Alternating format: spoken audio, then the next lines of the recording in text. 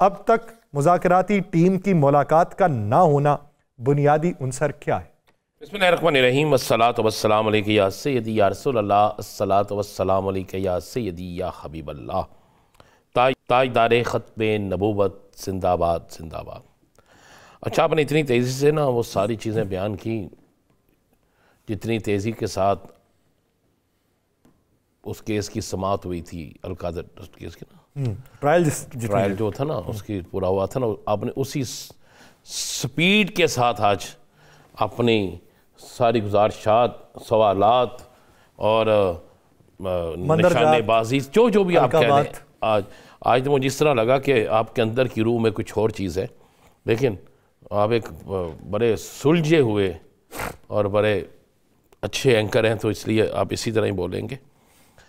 दो चीज़ें बड़ी क्लियर हैं कि हजूर की बिला मैं आपकी यकीन याद दहानी करा देता हूँ, तो शायद आप उसमें से लफ्ज़ भूल जाते हैं। हुकूमत ने इजाज़त दी थी कि आप बिल्कुल मुज़ाकरात कर लें, और हुकूमत ने गारंटी दी थी कि आप मुज़ाकरात करें, और एक दिन में अगर आप तीन दफ़ा भी बानी तहरीक इंसाफ से मिलना चाहते हैं तो मिलें, आपको इजाज़त हम देते हैं। तो अब बहाना पीटीआई की तरफ से नहीं है। क्या उस दिन को गुजरे हुए कितने दिन हो गए? पीटीआई की टीम एक दफ़ा मुलाकात के लिए गई, नहीं मुलाकात हुई, दूसरी दफ़ा गई, नहीं मुलाकात हुई, इंतज़ार करते रहे, नहीं मुलाकात हुई। आज भी पीटीआई के वकील ने एप्लीकेशन दी जनाब जेल में, मुलाकात करने से नहीं हुई। तो मुझे एक बात बताए ना, मुलाकात होगी तो पूछेंगे ना। यहाँ पे राना सनाउल्लाह साहब फरमाते हैं, बाकी लोग फरमाते हैं जनाब कि हम हर बात में मियाँ नवाज शरीफ को ऑन बोर्ड लेंगे, यही बात है, उनकी मशावरत के बगैर कुछ नहीं होगा। तो बानी तहरीक इंसाफ क्या किसी और मुल्क से है? पार्टी के सरबराह है भाई, मुस्लिम लीग नून से बड़ी पार्टी का सरबराह है। तो अगर इमरान खान साहब से पूछना है तो उन्होंने वहां पे एग्री किया कि बिल्कुल आप उनसे पूछें, एक तरफ वो कहते हैं जनाब उनका एतमाद लेकर आए, तो फिर क्यों नहीं मुलाकात करवाते? फिर आप कहते हैं जनाब पीटीआई की तरफ से डिले हो रहा है। पीटीआई की तरफ से क्या डिले हो रहा है भाई? कराए ना मुलाकात। इनका काम था, लिख कहते हैं जनाब 6 दफा मिलना चाहते हैं मिले, 7 दफा मिलना चाहते हैं मिले, मसले को हल करे भाई। आज बैरिस्टर गौहर ने कहा ना कि 2 ही मुतालबे हमारे। अच्छा, अभी आप जैसे सीनियर एंकर्स ना बहुत ज़्यादा एक ही बात कह रहे हैं, पीटीआई लिख के नहीं दे रही।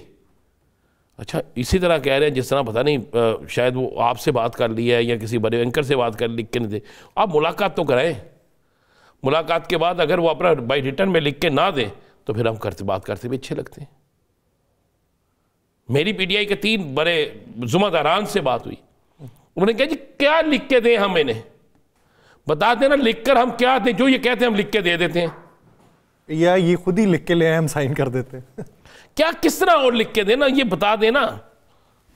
यहां पर तो हर चीज ऑफ द रिकॉर्ड होती है, ऑन द रिकॉर्ड तो चीज रहती कोई नहीं। और उस मुल्क में मुज़ाकरात का क्या हाल होगा कि जिस मुज़ाकरात का अमल अभी जारी है, और मेरी वज़ीर आला की आज की तकरीर आपने सुन ली थी, एहसन इकबाल साहब की तकरीर आपने सुन ली थी, बाकी लोगों की तकरीर आपने सुन ली थी, तो किस तरह डिले कहां से हो रहा है फिर? हालांकि वो हामिद रजा साहब कहते हैं कि उस डिस्कशन में ये भी तय हुआ था कि कोई ऐसा अमल नहीं करेंगे जिससे ये मुज़ाकरात सबूताज हो। क्या पीटीआई की तरफ से हुआ? नहीं, वो तो अभी बुर्दबारी का मुजाहरा कर रही है। हाँ, तो फिर ये कमजोरी है क्या? ये है जमहूरियत, ये है वादे को निभाना, ये है अपनी बात पे पहरा देना।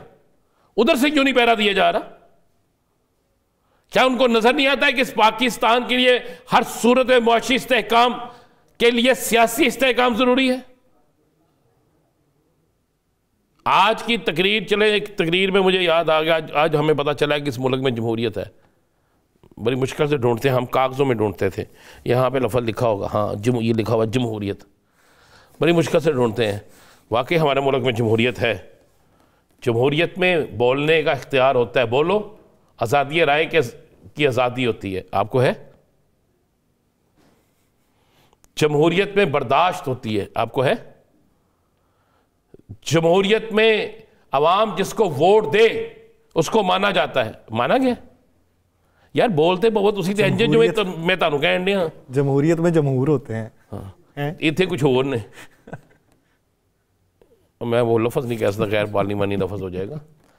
तो यासर साहब बात यह है कि जिस मुल्क के अंदर आप लैपटॉप देते हुए ये कसम लें कि आपको कोई एहतजाज के लिए कहेगा आपने नहीं निकलना, बड़ी अच्छी बात, तोड़ फोड़ के लिए कोई भी कहे ना निकले, बिल्कुल मैं कहता हूँ। आपको गिराओ जराओ के लिए कोई कहे ना निकले, बिल्कुल मैं कहता हूँ। लेकिन मैं ये भी कहता हूँ आपको कोई सुप्रीम कोर्ट पे हमले के लिए कहे ना निकले, आपको कोई नैब के दफ्तर में पथराव के लिए कहे ना निकले, आपके मुंह से कोई नारा अपने अदारों के खिलाफ लगवाने की कोशिश करे ना लगाए। यह भी सबक दे साथ, यह बात भी बताए, यह भी साथ बताएं कि अगर आपको कोई कैप्शन करने का कहे ना करने दें, इंकार कर दें।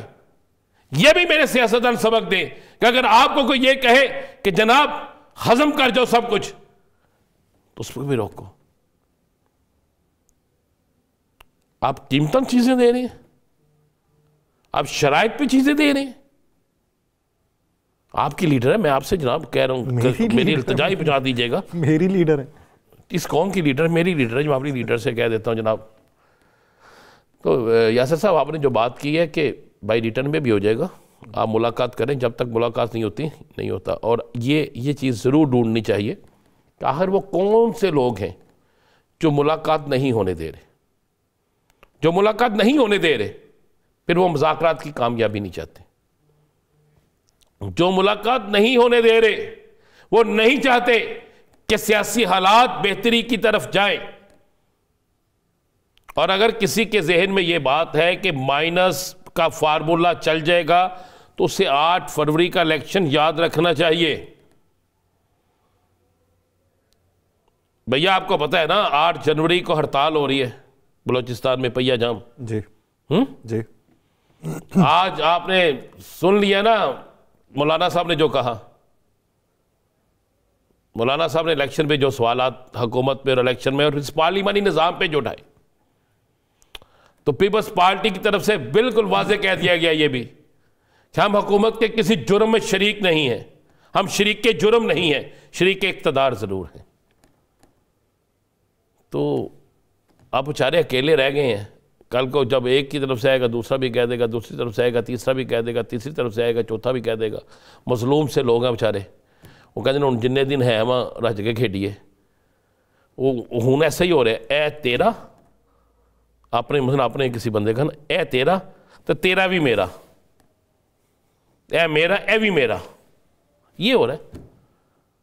तो मुज़ाकरात कोई ना मुज़ाकरात कामयाब होने हैं, मैं आपको लिख के देता हूँ, इसलिए कि वो बहुत तगड़े हैं जो मुज़ाकरात को कामयाब नहीं होने दे सकते। वो सियासी कुव्वतें ज़्यादा मजबूत है। अगर वो सियासी कुव्वतें मजबूत ना होती तो आज सब तरफ से जबाबंदी होती।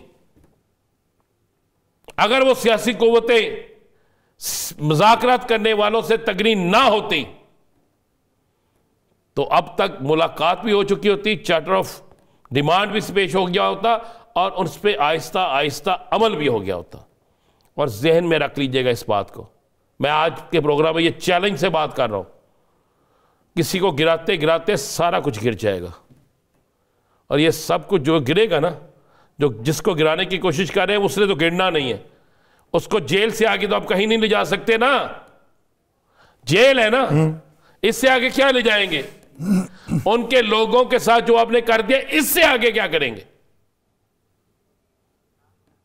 लेकिन आप क्या बर्दाश्त कर सकेंगे इक़्तिदार से अलहदा होना, या कोई ऐसे इम्तिहान में पड़ जाना कि जिसकी आपकी तैयारी भी नहीं है? इक़्तिदार ही इनका ऑक्सीजन है। मैं कह रहा हूँ ऐसे इम्तिहान में पड़ जाना जिसकी आपकी तैयारी नहीं है। वो पता चले कि पास जो 33 नंबर जो पास के होते हैं ना, वो 33 भी ना मिले, 3 मिले नंबर। वो उस वक्त के लिए इनके पास ऑप्शंस क्या हैं, ये एक बुनियादी सवाल है।